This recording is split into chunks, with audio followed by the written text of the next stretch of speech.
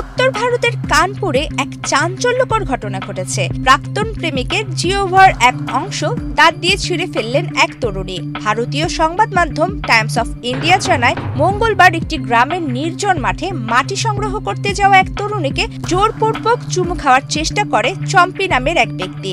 তাই আত্মরক্ষায় ওই তরুণী চম্পির জিহ্বার একটি অংশ কামড়ে ছিঁড়ে ফেলেন।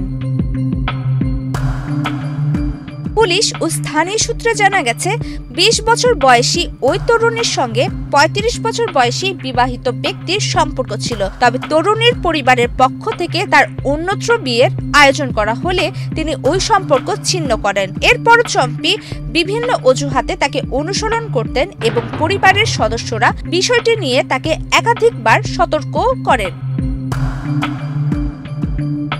মঙ্গলবারও একই ঘটনার পুনরাবৃত্তি ঘটে। তরুণী মাঠে গেলে প্রাক্তন প্রেমিক তাকে অনুসরণ করে এবং জোর করে চুমু খাওয়ার চেষ্টা করে। আত্মরক্ষায় তরুণী তার জিহ্বায় কামড় বসান। এরপর তিনি দ্রুত বাড়ি ফিরে পুরো ঘটনা পরিবারকে জানান। পরিবারের সদস্যরা বিলহৌর থানায় অভিযোগ দায়ের করেন।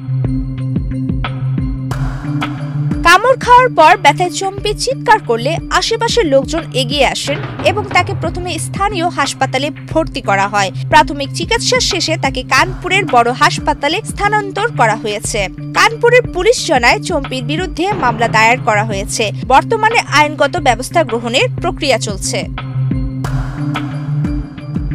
প্রমিতি কিবরিয়া ইসলাম, বাংলাদেশ প্রতিদিন।